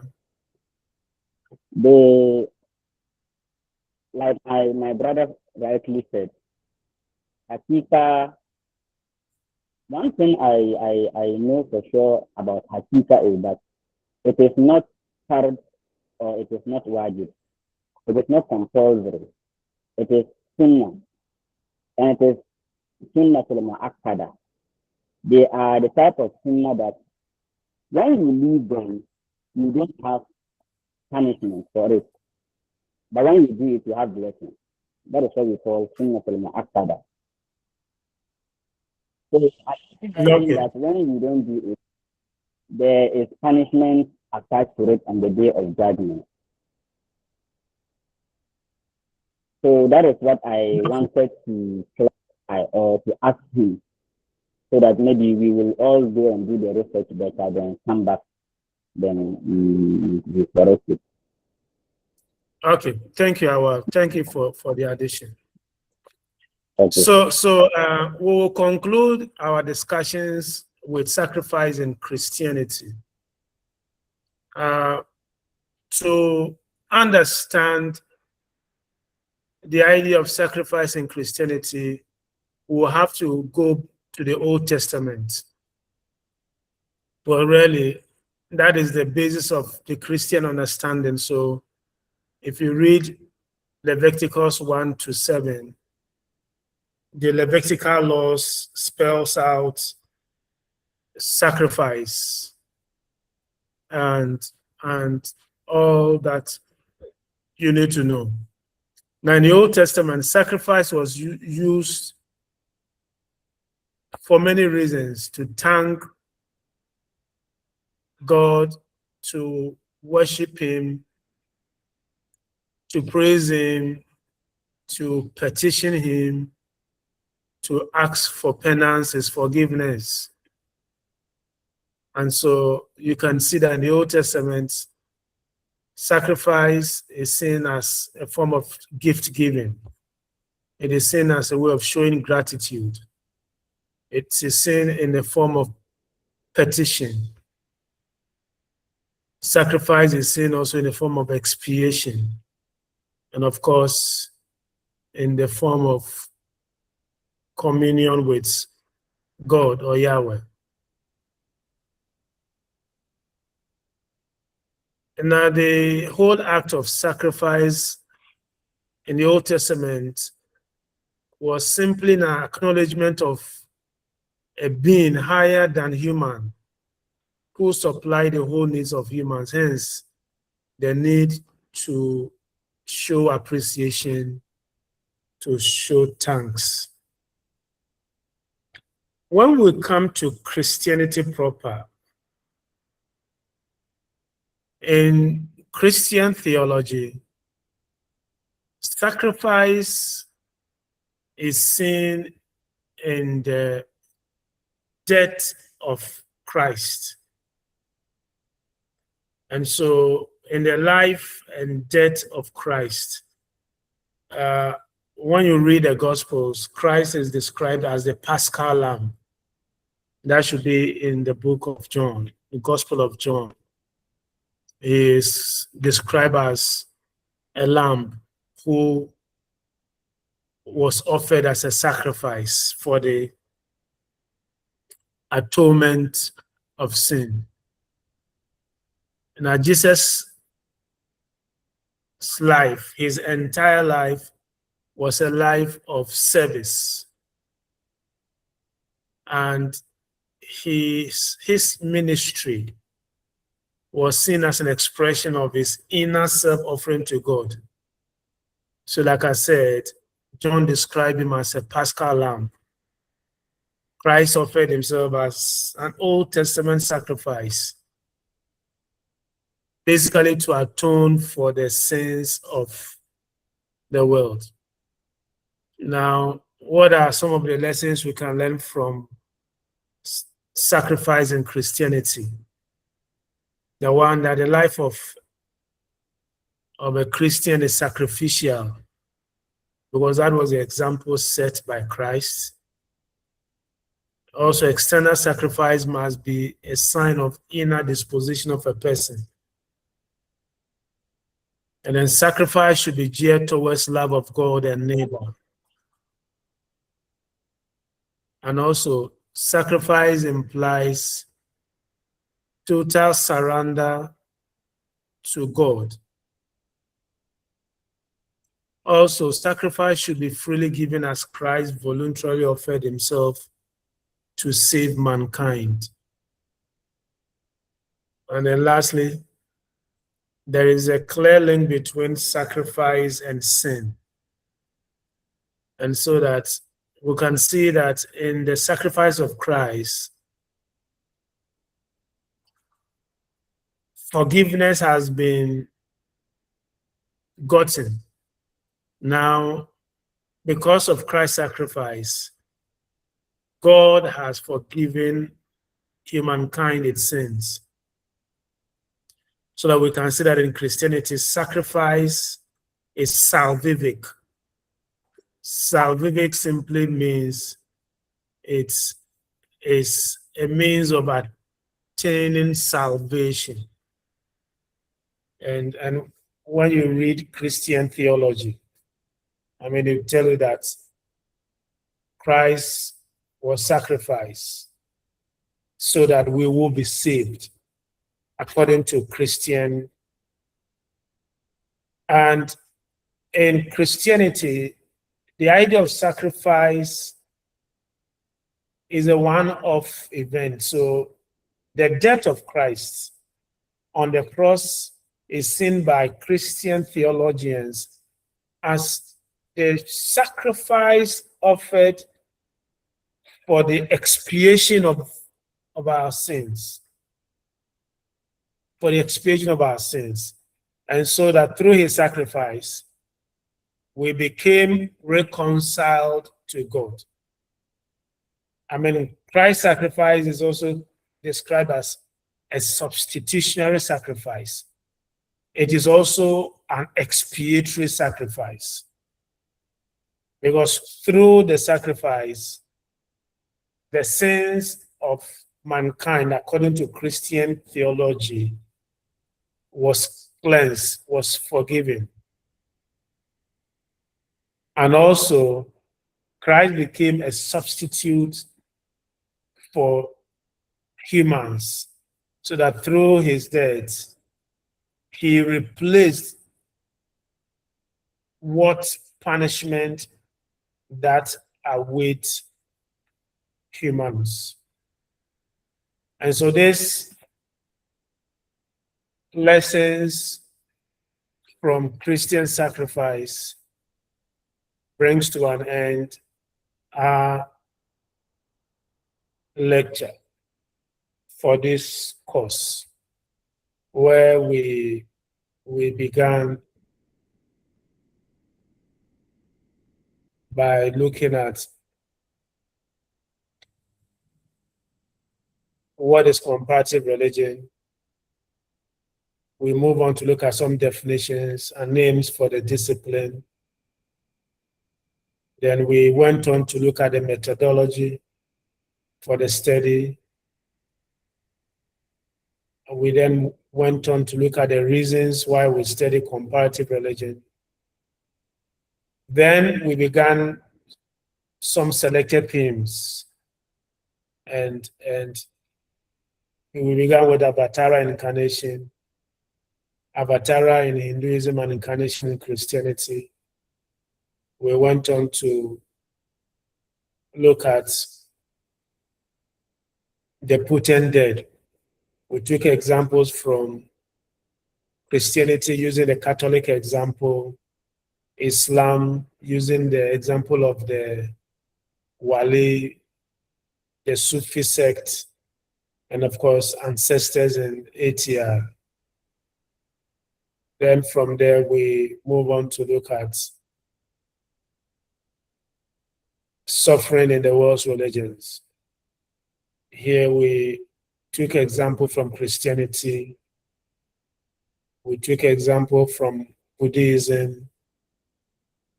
And we also took example from Islam.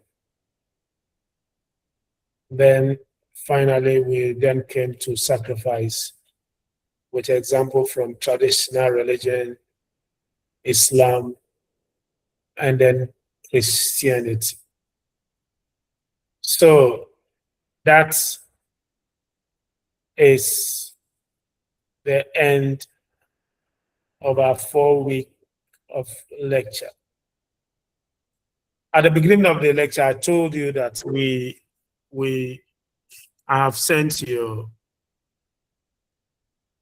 end of semester questions to the college already. We were asked that we should send it by Friday, last Friday, because I think you have your first quiz. I think it is first week in June. I'm sure you know your timetable already. I think your quiz is in 6th and 7th of June. I don't know. Yes, sir. Yeah. So the first quiz, the questions are coming from the introduction all the way to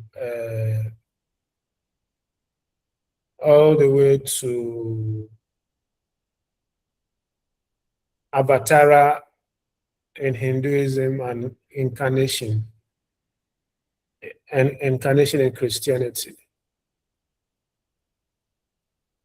Your second quiz will continue, will also have part of of that and the potent dead. And then the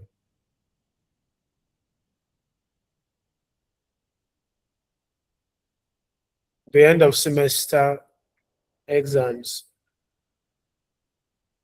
the objectives will come from suffering to sacrifice. The semester exams, the section B,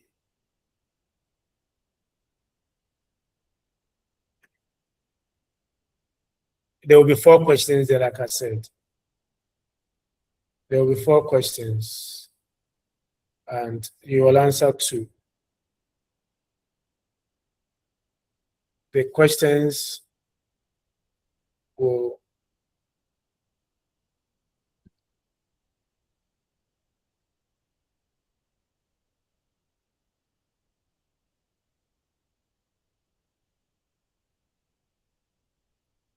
come from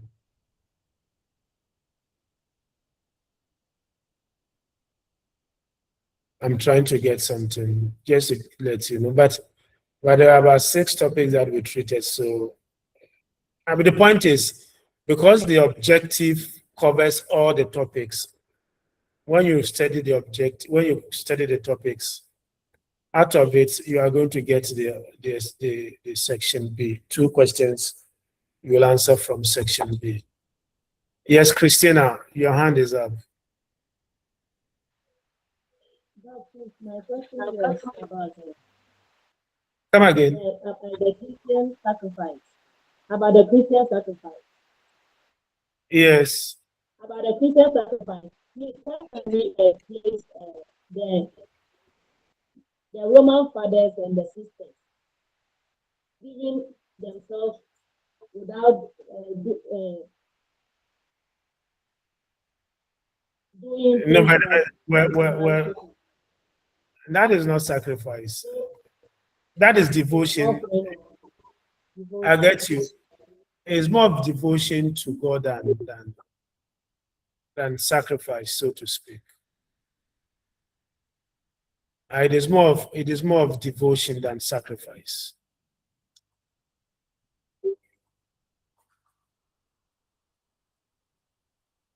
So they are sacrificing, if you want to use the term sacrifice, they are sacrificing the pleasures of the world. I don't know whether they are able to sacrifice the pleasures of the world anyway. That is a different discussion. It is not for comparative religion. Okay. So, ladies and gentlemen, it's 2 o'clock. We have completed our discussions. Prof, you were talking about the section B. Section B. When our sister. Yeah, I'm saying that section B. Yes, sir, the section B. I said there will be 4 questions. You will answer 2. From all the 6 topics. Yeah, there will be 4 questions. You will answer 2 questions from 4. You were about to give us specifics when our sister interrupted. No. I said that because the objectives cover the whole topics you have treated, when you study for the objective, you should get you prepared for the section B. It's an essay question, so when you study, yes. Sir, please, I would want to say that when we are reading for the objectives, I think that one is somehow different from preparing to answer section B questions. So we would be very grateful if you could give us a hint of some topics that we should focus so much for the section B. We will be very grateful if you could. All the topics we have treated are important, so I want to move away from telling my students to focus on this topic, as if the ones they are not to focus on is not important. You get me? So, yes, sir. So You just study. I mean, it shouldn't be a problem. Well, when you say focus on it, means the others are not important, but they are all important.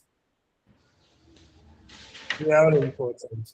The questions are not difficult. You should be able to answer them. Prof, I'm sure.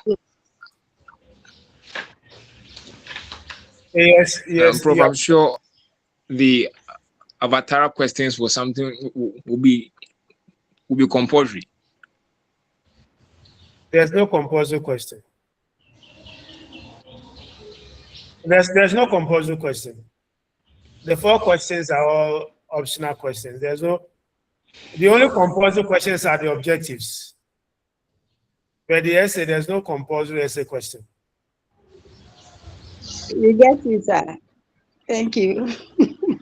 Yeah. Thank you, sir. We are Hello, very sir. grateful. Hello, Yes. sir. Please, Yes. good evening once again. Good evening, madam.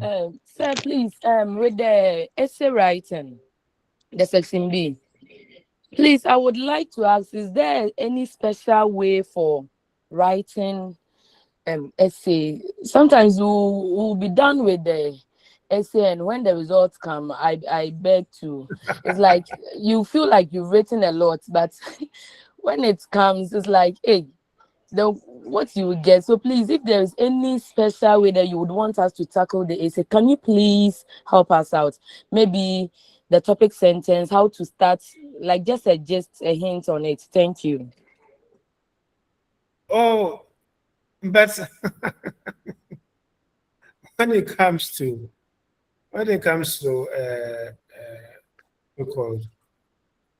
answering essay, the question will tell you what you should provide.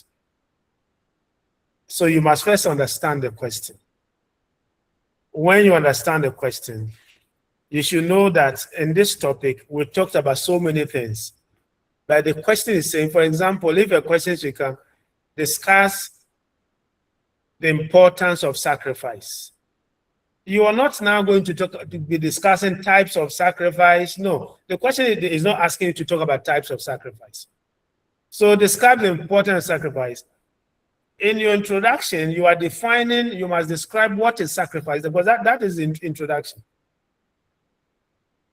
What is sacrifice? That one is germane. Then the fact that you have discussed so many things about sacrifice, the question now says, among the many things you have discussed in sacrifice, zoom in on just the importance. So you go to to discuss the importance, and then you draw your conclusion, and your conclusion must be drawn from the discussion. So normally there will say introduction, the body, conclusion. But of course, we give some recognition to clarity of thought and people who have also done extra reading. I always tell my students that you don't give back to me what I have told you. I already know it. So you don't have to repeat it to me again. But while repeating what I have told you, also let me know that you have read other sources and you have gained extra knowledge. And so let me see that extra knowledge in your writing. I mean, if you're able to do that, then it shouldn't be a big deal as far as I'm concerned. Am I clear, please? Thank you, sir. Yes, sir. No. Okay. Okay, so on that note, I wish you all the best in your quizzes and your exams. Of course, we are very grateful. Okay. So, Very good afternoon. grateful. Thank you very much. Thank you. Okay. Bye. Bye. Thank you, Prof. Thank you. Thank you so much. Remember, the meeting is still Hello. recording, please. Yes, Remember that. yes. Thank you Prof. very The meeting is still recording. Hello, I think 6th and 7th June is for practical. So, Yes, So next the week is first is the practical. seventh. uh, so the quiz, the first quiz will be on 14th and 15th rather. Oh, okay, okay, that's good. Please, it's Uh, 12 and 13. Is it 14th and 15th? Check the date well. It's either 13th and 14th or 12 and 13th. Please check the date well. Because the 15th is a It's weekday. 13th and 14th. 13th and 14th. Yes, 13th. Yes, yes.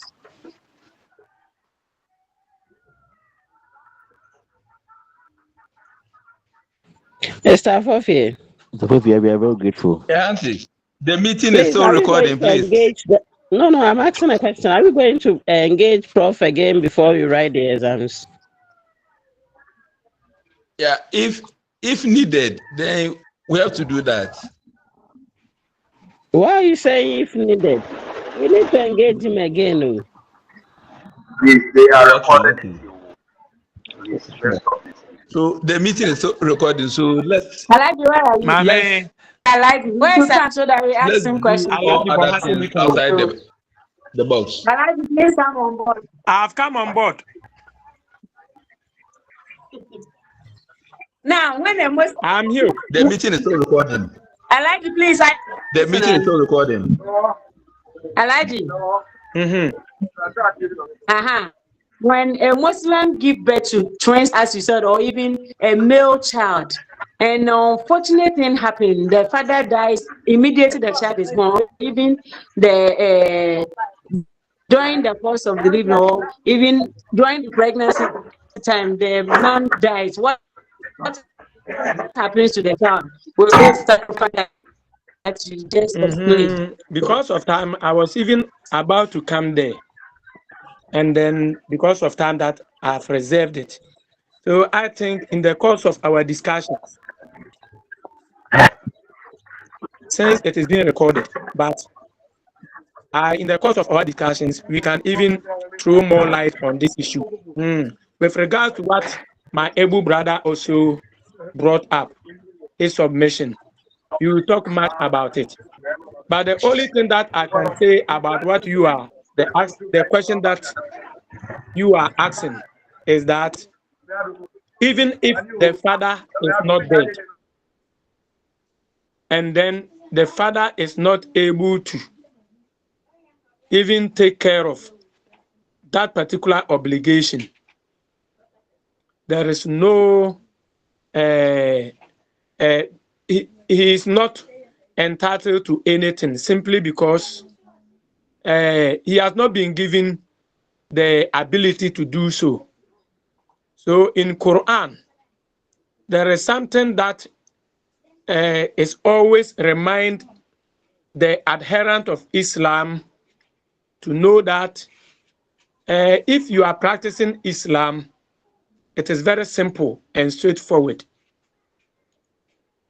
Because in Islam, sometimes we say something from the Holy Quran which enjoins us to offer sacrifice according to our means. If you don't have the means, of which everything is clear in the sight of God that you don't have the means, then you are not obliged to answer any question or to be called into account, because Allah is the provider of everything.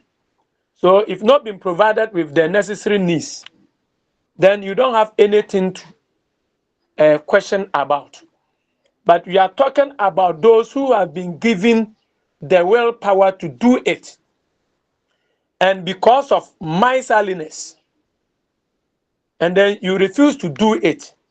As for then there is a question for you to answer. Because even if, let's say, you are Osikani, and then a stranger has come to you for a request, begging you for, let's say, financial assistance, and then you are trying to say that the money belongs to you, you work tirelessly for all these things that you have acquired, and then you deny the person that particular support or that offer without remembering that God has enjoined upon us that the wayfarers, the orphans, the poor, and then the family members, we carry some of their responsibilities. So if you think that it is you who went in and then worked for all this wealth, so it is for you alone, and nobody is part of it, and then you deny the poor, or you deny the wayfarer, you deny the orphan that particular assistance, you are going to be called into account, because sikana wenyano ono nso ne die wum nyame de mao said the bear obehwe so de amano. When the time comes, the person will come for it. And also, regarding the sacrifice that we are talking about, if let's say the man dies, and then the man dies poor, without any financial strength, as I've already said, and no nyankopon misani bibia say omra metuaka, because oni ho ahode. If sanka owa enko obeye, but oni ninti no oni ho asembisa bia. Even if the children grow and then they are informed that we were supposed to do this in the course of your delivery, but we couldn't do it. But right now you've become a big boss, of which we believe that you can even do it for us. If you say, "Oh, bano unsan wajumani binono," until they went to me, it is believed say as I said, "Oh, bano babe tuaso." Let me put it in our local dialect a little bit. Once somebody asked the Holy Prophet of Islam regarding the responsibilities of the family after they are dead, so do they also hold any responsibility over them after their death? Then the Holy Prophet of Islam said yes. And then he asked, what are these responsibilities? And one of them is what we are talking about, that any promise that they are supposed to fulfill and they are not able to fulfill before they die, you need to continue it. You need to fulfill all these promises. The promise that they made between them and their creator, of which you know. The promise that they made between them and their fellow human beings, which they could not fulfill it, and then death overtook them. You need to continue and do all these things for them in their absence, for them to get the benefit, the reward, so that you also get the benefit. Because after their death, if they can even get any blessings, it is through the proper upbringing that they have brought you up for you to become somebody, for you to become a pious person, righteous person in the community. That anything good that you do, then they are also going to take their share in their grave. That is why it is important that if the father or the mother is not able to do something that is required of them, and then we grow and meet them in their old age, and then we are being informed, we need to help them fulfill all these promises or these obligations. And then if we also fail to do, then the fathers or the parents, they don't have anything to answer before God. We are going to face it. If we say, Nyame amfa the willpower na amfa ma wo mo a, ebia na omo wo yen ewo ahiam. Ba Nyame abeye yen asikafo. The azumi san ka wo papa no ye sikani a, ka de Nyankopon ka kire ne se onye no ko obeye. But when you sikanti na wantimi anye. But wo ba no wa ba be rich person. Wo betimi aye. So you need to do it on their behalf. Ti sa wo ya wo benya nhira. Se wanyo a wo papa ne de that particular moment no de asodie ne aso awo. nti omo ni asodie bia onyankopon anim a omo be yi dan kwa ma temu dan nyankopon bebisa agya ene nna bia ne ma ho asem nyankopon no be ka kire nyankopon papa no be ka kire nyankopon se ade we na wo se me ye memma no nyini to me ana mantimi nye no mintimi ye me ka kire memma no se omo nye e wo bi mi dinim se de be a e de be hye wa hye de no ma samra no then the child will be called before God and then answer saade na papa no be yi agu ne ba no so. And we have something in Islam that sunnah to kaima. When we talk of sunnah to kaima, traditional komsheni di jina hwa ye muntungu. And on a tradition, even though it is sunnah, but you cannot run away from it. One typical example is marriage. Even though marriage is a sunnah, but nobody can stay in Islam without getting married. No, it's against the principles and the teachings of Islam. Nti sa wo wan ware na sa oka sa obeye bachelor ana bibia te sa excuse my word yam fan say bia te say bia Roman father or bia Roman sister. Islam doesn't accept that. In Islam you need to get married except for the fact that you have a peculiar problem wo ware a enye yi a nyankopon nim eye wan kasa o privacy say oye oba na say oye bama. Apart from that, so wo ehun ayi bia say how bia na ho mfa ma wo dia a compulsory say o worry. But the Holy Prophet of Islam is reported to have said that anikahu min sunnati faman ragiba an sunnati falaysa minni. That nikah, marriage, is my sunnah, it's my tradition. Whoever deviates from my tradition is not part of me. And in this context, it has become compulsory upon us, upon each and every Muslim, to engage in an institution of marriage. But it's a sunnah. That is why in some of the sunnah, we consider it to be, even though it is a sunnah, but it has been made obligatory for us to also follow it. So that is why na me ka say so when timi ammo saa akika afore no a eyeka eda wanim intensan say ka no wonse so de konti so when timi anya aka kira wo ma no na wo ma no omonye wo a wo betimi aye de esese wo ye. If you go to Quran again, Quran be ka kira wo say la yukalifu la nafsan illa wusaha. Nyankopon no onhye onipa ma ne nye ade a ebro na hoden so just said otim. So if you have the ability to do it, then it is compulsory upon you for you to embark upon that particular assignment. If you fail to do it, that is where the question will be laid down upon you for you to answer. That is it. And if you go to Quran, the Quran has also said that la in shakaratun la azidannakum. If you have been given, if you don't render appreciation or gratitude, if you render appreciation or gratitude to me, Allah, the Almighty, I will add more to it for you.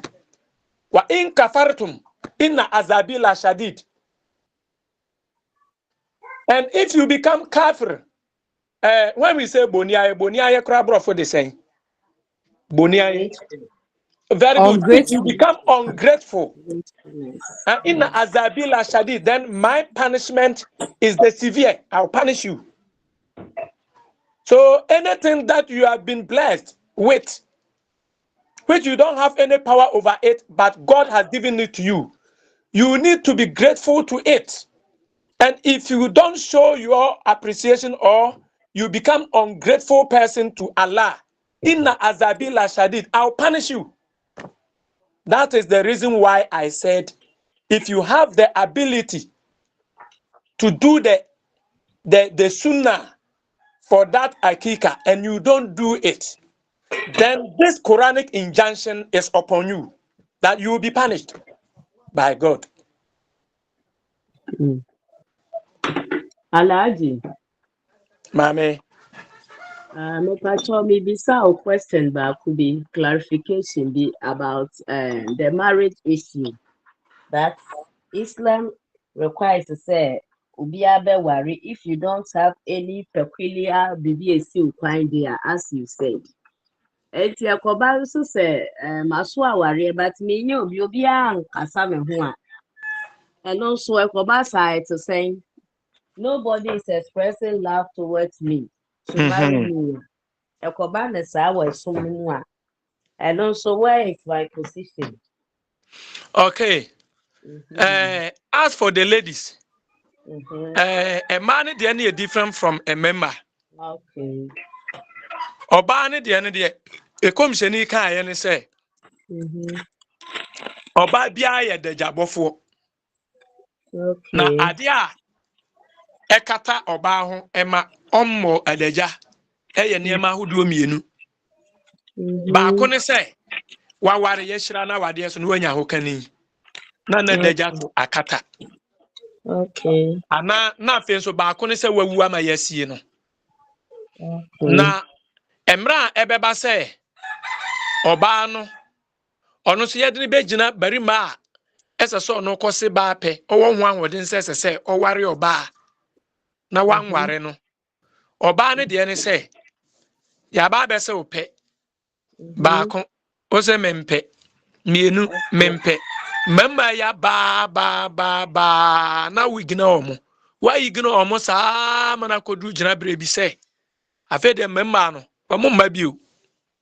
Afei deɛ wankasa ɔkora wote ɔsɛ mehu yanka asomasi ɔbɛse me penka mehu yanka mete naseɛ but ɔbaa no na wa aim high to the certain degree bi a mmarima no na ɔmo ba na yɛ obu ɔmo sɛ ɔmo yɛ lower class but saafoɔ na bi na nka ɛyɛ okunu a ɛsɛ sɛ nka wote naseɛ that particular moment no Nyankopɔn bɛkae wo sɛ wokae sɛ asomasi bae ubetimi account kra not even Alaji, some of us we are not hearing, we don't understand the language you Alaji, please. Okay.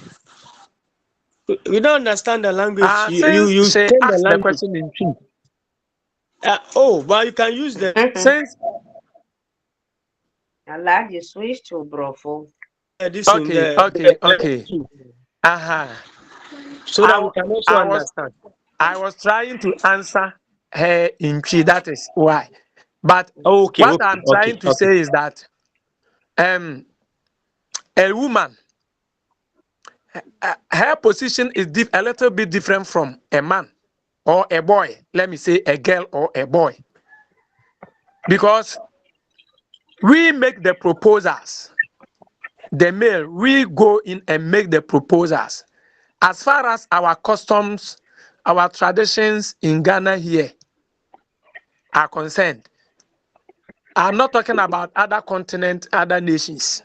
Let us dwell in Ghana here. So a lady is there and nobody proposes to her. How is she going to enter into an institution of marriage? So when the lady stays in the house without any receiving any proposal, then she is out of what I earlier said. But where the lady is also somebody who can be placed, who can be equalized with the man or the boy, is a situation whereby some proposals have gone to her and then she has rejected them. This man will come, then he'll be rejected. Another man will come, he'll be rejected. We can even count about 3, 4, 5, even up to 10. And later you see that nobody is coming again.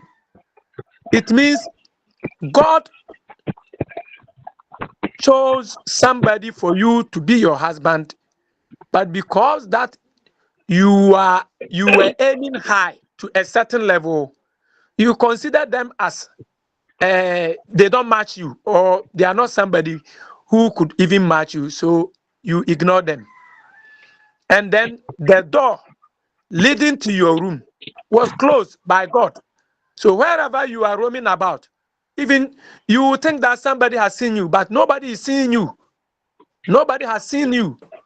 You can even dress from top to down, and then walking the way you walk among the male, whom you think that even if this guy propose to me, I will even receive him in my arm. But where you are passing, or you are working to, or you are heading towards, even though you've seen that, or you are thinking that they are looking at you, but you don't know where their minds are. So God has closed your door. So if wherever you are, nobody is even trying to even locate you, or even what do we call it? There's a nipa no kura nhu baby awokra, but you think say you have been seen by some of the opposite sex, that you think that if this person comes there, then I'll accept his proposal. So by the time that you reject many men, then you are also going to be placed at the same position that a man is going to be placed. And then as for the men, the person may even decide that, as for me, I'm not going to marry at all. I'm not going to marry at all because of what I've seen from certain women. Some of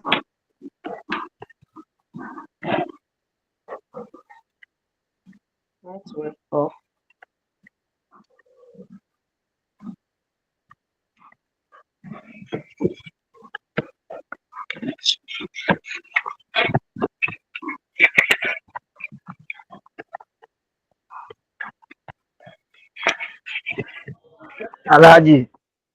Alhaji sɛ wo network na sɛ yɛ agye wɔ ahome wae na class ni deɛ yɛ apɔn.